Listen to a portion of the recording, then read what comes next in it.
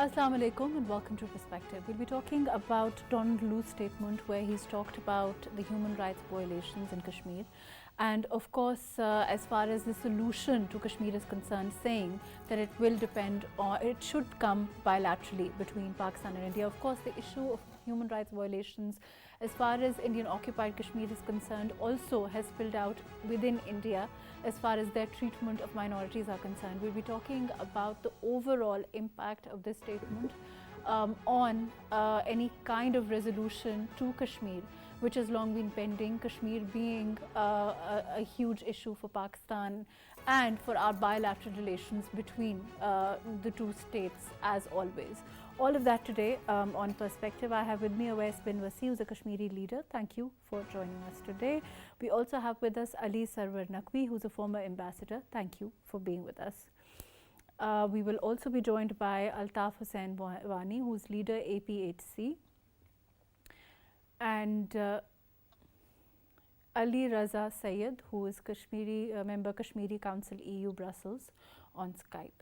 So thank you for being with us. Ji, Awais sahab, overall, as far as the impact of this statement is concerned, do you think it's going to be far-reaching? Because as far as US is concerned, certainly the clout that India enjoys as a market for the West, the US also has long been one of the main issues. I mean, one has to concur between this dispute and the kind of pull that they have is of course reminiscent of that. Do you think the statement will make a difference? Do you think it's perhaps time for us now to agitate this issue on another level? As always, of course, we have remained, the Pakistani government and Pakistan has remained behind the Kashmiri cause as always. Yes, of course, as far as this statement is concerned, given by David Lu, it's very significant and it's very positive, keeping in view the current developments in Indian occupied Kashmir. But I think that on the one hand, that it's commendable and appreciable, and it also brings to light the violations being perpetrated by Indian state. But we need to look into the context, especially the United States policy on Kashmir, and it has unfortunately not remained very consistent, and we have seen drastic shifts after Cold War and particularly after 9/11. Though recently we have seen that President Obama, when he was the candidate during the election campaign, he talked about US mediation on Kashmir, and in his second tenure he also mentioned the similar thing. He talked about this mediation. But do you think in terms of consistency, like you said, of course, there has been from time to time this mention of the Kashmir issue. One can, but then there being a consistency as far as the US is concerned. I'll come back to you. I want to go to Ali Sarwar Sabji. Sir, there has been, I mean, that kind of consistency is of course missing as far as the US is concerned. Would you agree? Yes. I mean, now and again there seems to be some kind of statement that comes, but they don't seem to be rallying behind the cause. Yes, you're quite right. There is no consistency, and there is in fact an effort on their part to avoid this issue. Okay. Because whenever, you see, they never raise it themselves. If they are asked a question about the US position on Kashmir, they basically say that it's a bilateral issue between India and Pakistan and should be amicably resolved between them. But there is no comment on the merits of the case or the human rights aspect, which is generally in US policies is considered to be an important matter. They will be the first to denounce human rights in Russia or Syria or anywhere else in the world. But they don't ever comment on the human rights issue in Kashmir. There seems the double standards have been quite clear from the very beginning. Exactly. And they've continued. And another thing, whenever, which is very rare, whenever such a comment is made on Kashmir by any US official, there is a strong Indian reaction by the Indian diaspora in the US and even in India by the media and all that. And they try to sort of make amends to this. Is, you know, I remember many years ago, Robin Rafel was Assistant Secretary of State, and she said that Kashmiri problem will eventually be solved by accepting the demands of the Kashmiri people for right of self-determination, something to that effect. And the entire Indian diaspora went after her. In fact, they have given her a bad name which persists even till today. Yes. So they target these people. But do you think it's because of that? I'll come back to you. Do we have Altaf Hussain? I just add one point to Ambassador Saab's point. That recently, U.S. Ambassador in Pakistan has used the word Azad Jammu and Kashmir in his tweet instead of using Indian administered Kashmir. It also caused a lot of hue and cry in Indian media. And similarly, this statement that we are discussing today, that is also, you know, causing a lot of hue and cry in Indian media, which reflects that it's the statement which is perhaps not taken very well on the Indian side. Let me come back to you. We have with us Altaf Hussain Wani Saab. Ji, Wani Saab, do you think it's you know, of course, from time to time we have discussed the issue of Kashmir and the fact that India has double standards, the fact that they have not been, you know, straight in terms of calling out India on these human rights violations. Pursuant to that, in this, will this statement at all make a difference in your opinion? Should we follow through? What does it have? Does it, in terms of impact, will it have any? Well, it is to be seen whether it will have any impact or not. But on the paper, what it is, it has caused a very panic in India, as our friends were discussing that Indian media is discussing all this and that. We know on front of human rights, U.S.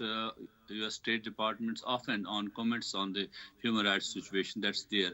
But at the policy level, at the higher level, they never condemn India of its human rights violations committed in Indian occupied Kashmir. That what we concerns are always shown, but condemnation is not there. What we want actually is the condemnation and the accountability of the human rights violations or that of non-resolution of the Kashmir cause. Having said that, do not lose a statement that it is overall every international leader has the same statement that Kashmir should be resolved bilaterally by India and Pakistan according to the wishes and aspirations of the people of Jammu and Kashmir. But for the last 75 years, we have seen that India and Pakistan, whenever they talk, they did not come to any conclusion. And this was all time-wasting exercise at all times, and they did not come closer to anything.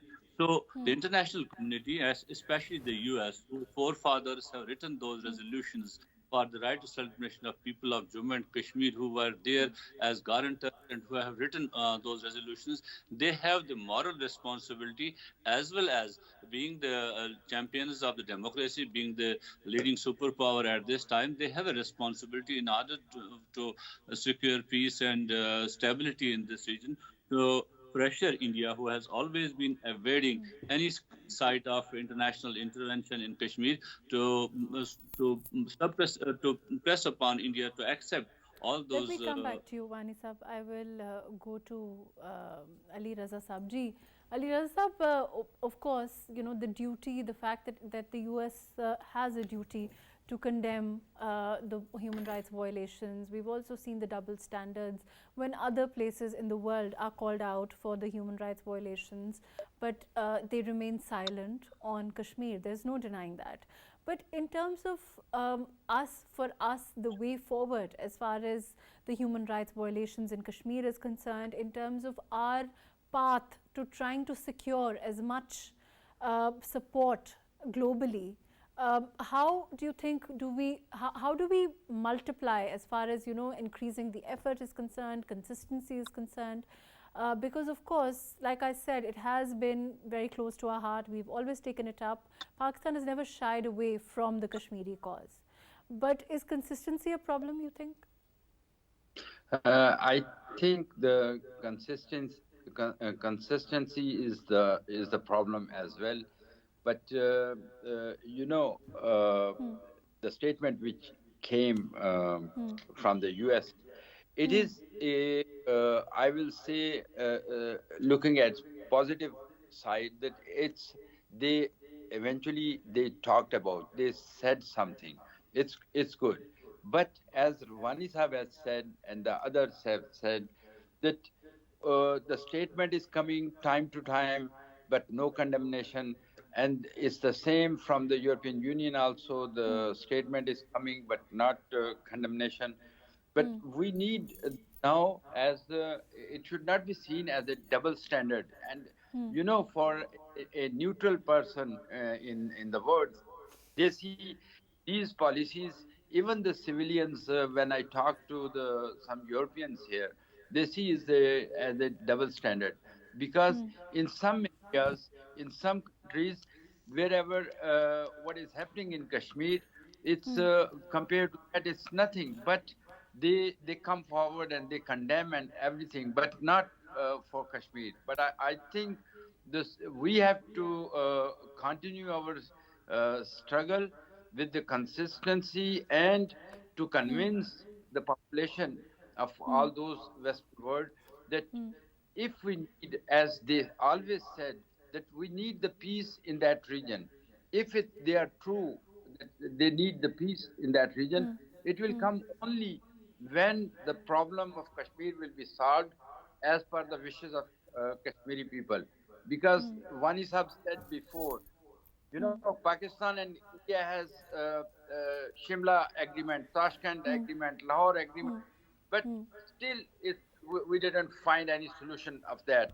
It means that we need the international community to put pressure on India.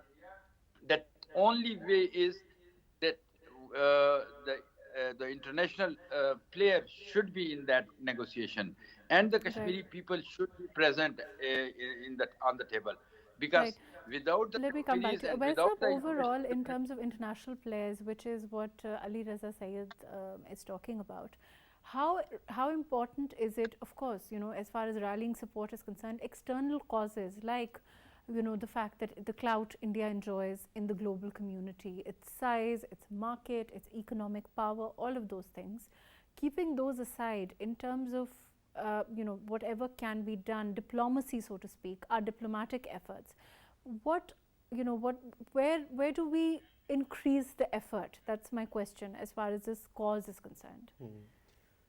Uh, as far as the policy options that we have, before I talk about the policy options that Pakistan have, I just, you know, briefly comment on this statement that we are discussing about this US statement on Kashmir.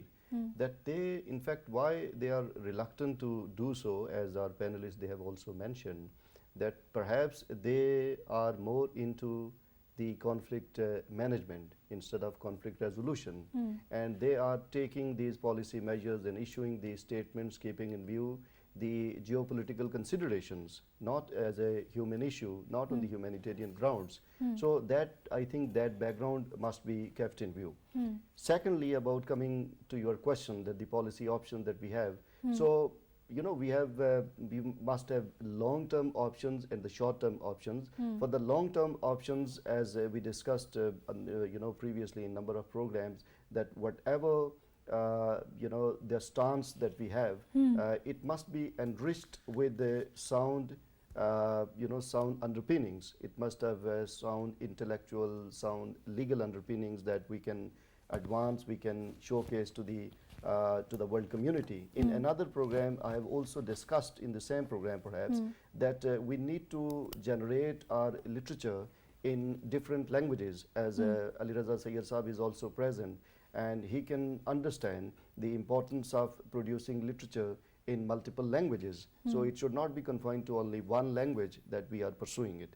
Third thing is that we must have the you know, muscular strident policy on Kashmir, and we need to approach it. And for the for the current short-term option that we have. For example, the next year, 2023, India is going to hold some sessions of G20 in Kashmir. Pakistan should reach out to the concerned countries to apprise them about this sensitivity and the motives that India wants to have after holding these sessions in Kashmir. So I think that these are the short-term steps and measures we ought to be taken to on Kashmir front. Right.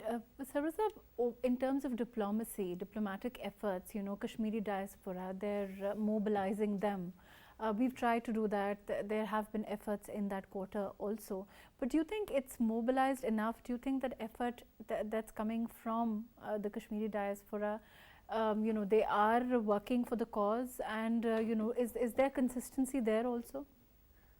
Yes, they are. I think there are forums and there are individuals, like, you know, in the US I knew Ghulam Nabi Faiz Saab, very determined and very devoted advocate for Kashmiri cause. So these things are taking place, but as you yourself mentioned, Indian clout, economic clout is so strong that most people shy away from talking about Kashmir or taking a strong position on it. You know, there was also that comment by President Trump that he would like to play a role in solving the Kashmir issue, but then that fizzled out. So I think. So what do you think they mean when they say that, you know, from time to time they say that they want to play a role, and then, you know, now and again there comes a statement like this Donald Lu statement that, you know, it's bilateral and both the states should try and resolve it, and that there is no change in policy. So is it that inconsistency, they want to intervene, or they're throwing out feelers? What is it? No, they are cognizant of what is happening. Inside Kashmir, the protest movement is not dying down. B, the entire movement in Kashmir is indigenous and it has nothing to do with any outside influence. And C, there is awareness in the Western media, in the Western world, about Kashmir more than ever before. All the major newspapers like the New York Times, Washington Post, London Guardian, the Le Monde in France, Die Welt in Germany, you know, they all are now writing editorials from time to time on human rights violations in Kashmir. This did not happen before, and this has become quite a big thing. There are television documentaries on it. So the governments are cognizant of what is all happening. The awareness level is much higher, and you know, now we have social media, and now they can't keep everything suppressed. In the earlier years they used to ban Amnesty and Human Rights Watch and other such organizations from even going into Kashmir. So today the information comes out whether they like it or not. So even though they've tried to close down all information channels, they tried, you know, prevent access, cellular access, all of those things. Exactly. But it's not easy now in this day and age to completely cut off information. On that note, we'll be taking a short break and we'll come back and talk about how we can further the Kashmiri cause, what we can do to highlight the struggle of our Kashmiri brethren.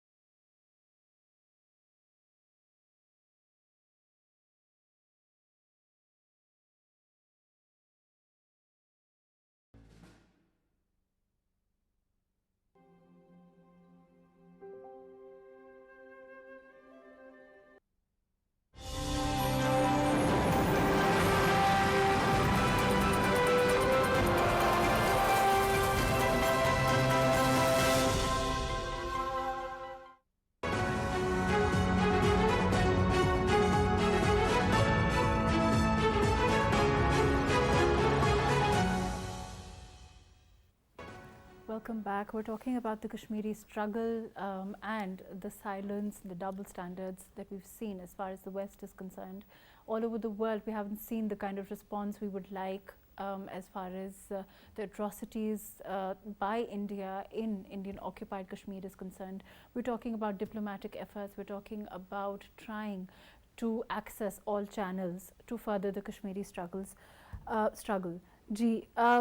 Altaf Saab, again, when we talk about the role of intelligentsia, when we talk about the role of our, as far as the writers are concerned, books being written, there was some movement. We even saw Indian authors themselves writing about what was actually happening, rather than camouflaging it, rather than propaganda that is thrown out by India.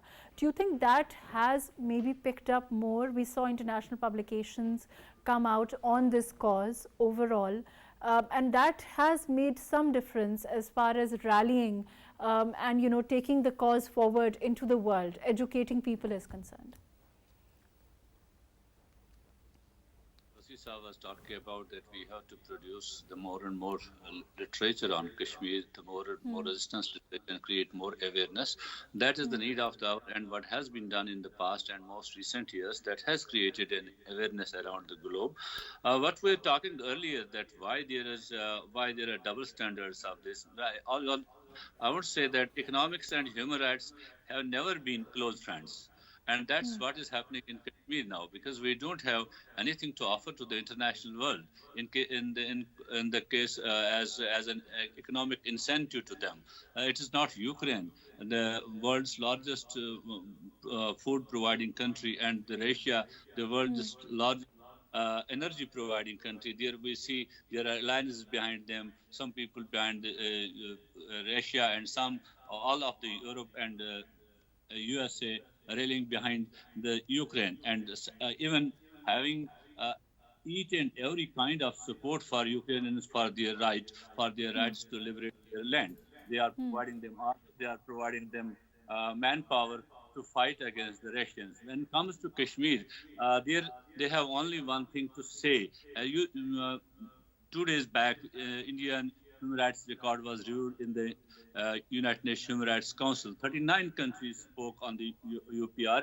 More than 200 NGOs submitted their parallel reports. Every NGO did mention about Kashmir. They did report about the Kashmir. They did mention about the brutalities that India has committed in Kashmir. But among the states who spoke only, there were 3 states who could dare to take name Kashmir. It was Pakistan, Turkey, and Czechoslovakia, Republic of Czech. They refer directly to Kashmir. Others also refer to the laws that have been enacted in Kashmir, which facilitate human rights violations, but they did not mention Kashmir because their economic interests are involved over there.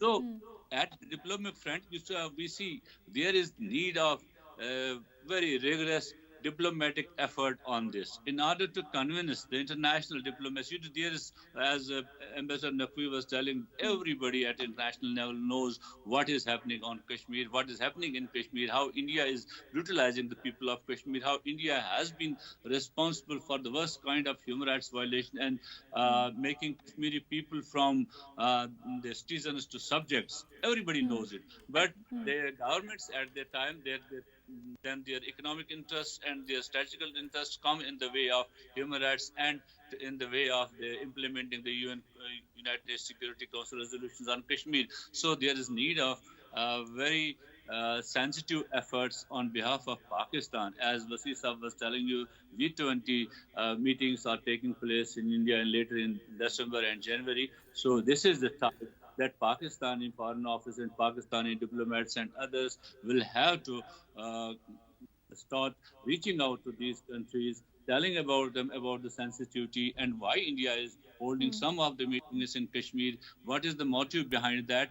That is the first thing that which we have to do. This short-term measure is right, that. let me go to Ali Raza Saab. Overall, as far as our efforts are concerned, diplomatic efforts are concerned, what about the role of the UN as far as taking the cause forward is concerned? Consistently, the consistent UN violations that we've pointed out, our envoy has pointed out. do you think that we've had the kind of response that is needed from there? Because, you know, as a watchdog, as a body responsible to safeguard those kind of human rights violations, they have not played their role, or have they? You see, as far as You know, Ji, I'll please go tell ahead. you know, in 2018 is very recently, 2018 and 19, the United Nations Human Rights Council has issued two very important reports on Kashmir, and this is I think it was after the UN resolutions. This was a very important document, but again, the implementation of that, how we can have the implementation. As Vasisa was saying, you know, we have to find the ways, the long-term policies, short-term policy, and we have to activate more our diplomatic missions. They are doing very good, but they need more more instrument, the more documentation, I will say, because if you are convincing some European countries, English is good, but they need their own language. You know, we have to convince the population, the civil society, the universities, and then we can have the impact on governments who are dealing with they have their interest for the business interest. As far as the India is concerned, it's a big market, and against China they need India as well. But in my opinion, that if we can convey the message of oppressed people to the civil society, to the young generation in universities, and so I think we can get some results from their governments, because the civil society and the youth, they can the role of civil society, like you are mentioned, in accessing youth through universities. Let me come back to you, Vaisap, accessing youth in universities all over the world. Is our diaspora doing that? Are we sufficiently working on that? Are we holding seminars? Are we holding talks? Are we trying to access our youth all over the world, our students in universities, who can then, you know, as far as our cause is concerned, the Kashmiri cause, is educating them on what is the reality, what is happening as far as atrocities in Kashmir are concerned? Yes, it's indeed very important to reach out youth within country, within Pakistan, and Kashmiri diaspora who are either working abroad or they are studying abroad. I think onus of responsibility lies on them, that they not only project but also create some discourse, generate some content. So far, what is the problem? The problem is that we have the vantage point, we have the locus standi, we are at the advantageous position. But what ought to be done is that we have a paucity of literature, we have a paucity of content, we have paucity of a material that is more persuasive, that is more convincing. For example, that there are a lot of angles, there are a lot of dimensions on which we can produce literature. It could be, you know, textual literature, it could be digital literature in the forms of documentaries, in the forms of films. So I think that in the first place we need to create it, you know. In the universities, perhaps we have discussed earlier that the research which is being conducted in different departments, for example, Department of Mass Communication, Department of Diplomatic Studies, Department of International Relations, Department of Nuclear Studies, Department of Psychology. So we can create a link, and you can create some research papers, PhD dissertations, postdoctorals, and higher education commission and such other institutions within country. They also commission some research. They also give some funding to some kind of research studies which can create such material. This is one thing. The second thing is that the literature which is being produced by Kashmiris, this is very important, because it's generally perceived that the literature on Kashmir is written by other people. So the world will listen to the story more produced by the victims themselves. For example, that there are a lot of names that they have gotten international acclaim and international recognition. They are Kashmiris. They themselves have told their stories of trauma and stories of tragedy. One of the name which is very prominent is among that is among the literature, among the novelists. So that is Mirza Waid. He is very famous, and his voice is being cited in different papers. Similarly, Basharat Peer has written, and there are many other. For example, Agha Shahid Ali. Agha Shahid is an old poet, but if you read The Country Without a Post, without post office, and rooms are never finished, you can find echo of resistance in that. So I think that if we can work upon that, there is a lot of room to do that. Let me go to Sarwar Sahab. Of course, the battle has to be multifarious. It can't be on one front. It has to be on multiple fronts. But the fact that fighting diplomatically through literature, through trying to educate our people, writing about it, that is what the struggle now is largely. Of course, there's social media is important, writings are important, all of those things are important. Pakistan itself trying to access different, are there any bodies which are, only focusing on these issues, are focusing on trying to deal with this issue on a diplomatic front? Well, we have the Foreign Office devises its own strategy of what to do, and I think one particular point that was raised by Mr. Vyas is very important, and that is the Indian attempt to hold the G20 meetings in Kashmir next year. This is something that should be countered. You see, we have a very good record of countering Indian actions in many international forums. Like India wants to be a member of the Security Council for the last 25 years, and we have managed to keep them out. Right. So we should ensure. Similarly, in the nuclear suppliers group, India can't enter because we have also applied. So I think here is a ready-made challenge of countering Indian attempt to hold the G20 meetings in Kashmir.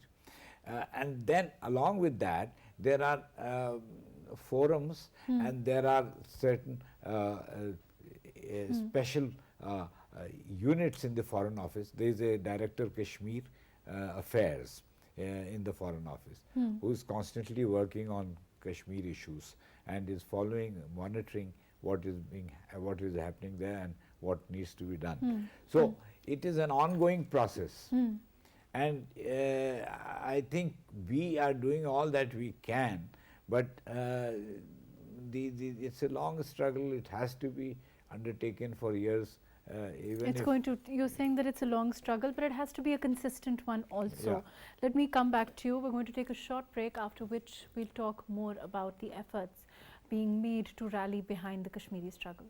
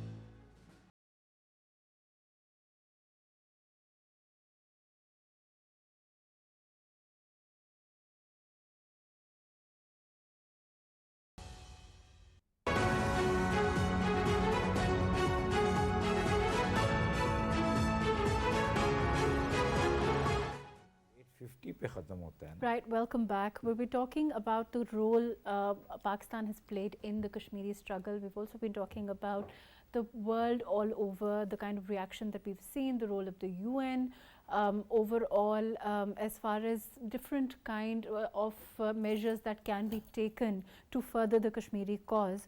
Further to that, Naqvi Sahab, as far as Kashmir, particularly the region of Kashmir is concerned, and the fact that Pakistan and India, of course, being nuclear states, of course, the US is no stranger to how, you know, the potential for danger here, unless this is resolved. Yes. And them being cognizant of it, do you think they play to us, you know, in the sense that now and then they throw a feeler and then they back down? There's no, like I said, you know, it's not, they're not all sincere as far as this struggle Right. is concerned. You see, first they try to avoid the issue, right? Second, if it comes up, then they try to deflect it from the main problem, that is the right of self-determination of the people of Kashmir. They, you know, say different things to just deflect the whole issue. But it wasn't followed through. Like again, the statement that came out from Trump Yeah. was then, you know, later they tried to explain it in Yeah. different kind of Yeah. ways, Yeah. diplomatically, but it's never taken up. It's Yeah. never, you know, the US has never taken the mantle of trying to resolve the No, issue. exactly. I was just coming to this, that first they'd avoid. If at all a crisis develops, which has happened from time to time, Right. in that case they do crisis management, but they don't address the issue. They don't want to solve the problem. They only want to keep it contained, Right. and not break out into a big way. But when we talk about just two Ji, examples, ji, just two Avais Sahab. Ji. example to continue this thing, Ji. that why in what occasion, at one point of time in 1999, when Kargil conflict erupted, US mediation played its role to de-escalate that tension, you know. Second time in 2002, when there was a standoff between India and Pakistan and it remained for 10 months, again US intervention came, okay. So that is the same, you know, to substantiate the same point which Ambassador Saab is making, that is for the crisis management, not for the conflict resolution. This is important. Another thing is that India always talks about that it doesn't accept any mediation or international player, but in two occasions it is because of Indians. You know, India has urged United States to come and play its role to de-escalate that tension. So that also, this argument is debunked by India's action at 2 points. So it has to be, you think that it will, let me go to Vani Sabji. Vani Sab, do you think it's going to come from, as far as America is concerned, we talk about the US, it's going to be, it's fairly consistent in its inconsistency, I'll say. And I don't think it's going to, I mean, let me ask your opinion, but it doesn't seem like it's going to change that course. And even that was echoed again in the statement that Donald Lu made. He said that there is no significant change in our policy towards Kashmir as far as the US is concerned. So that leaves us with trying our best to use other resources, to use other, you know, as far as Europe is concerned, trying to access the Kashmiri diaspora, again trying to use our civil society, trying to use other channels, you know, trying to use literature, trying to use publications, all of those things. But do you think in terms of the spillover effect, when India, there is now a clear rise in extremism in India, there is atrocities, and the way that they are treating their own minorities is reminiscent of what's happening in Kashmir. That is a spillover effect, is it not?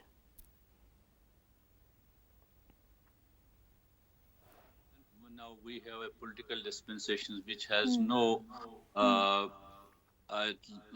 respect for any kind of human rights for the minorities, for the Muslims, or for other minorities in India, not to talk of Kashmiris. Now, when we talk of the human rights of Kashmiris at this juncture of time, Kashmiris are facing an existential threat at this time. This is not merely a human rights violation. They are facing a genocide at the hands of the Indians. Unfortunately, the thing we are talking that US is telling this, and but we should talk about Europe and all that. I think this time has passed over now. U.S. In a statement says that we have the same policy, the consistent policy on Kashmir. That is, the Pakistan and India should resolve it bilaterally, and we will help them. And this is the same stance from the Europe and other countries also. What lacks exactly is that at the times when we talk about the pressures coming from outside, we do succumb to the pressures and we do accept the international arbitration or intervention, but India doesn't accept that. That is the only problem which we have faced so far in this regard. This is because of our own problems at home. When we talk about diaspora and other things, diaspora is doing its role. They can't do beyond that. What Pakistani diaspora, what Kashmiri diaspora, what they are doing, they can't do. They can't go beyond that. You see, everything. As we discussed earlier, everybody at international level, everyone knows about Kashmir. Everyone knows every bit of Kashmir, the things happening in Kashmir. They have been reported in all international newspapers, and think tanks are discussing it. And once it was discussed as a nuclear threat to this region.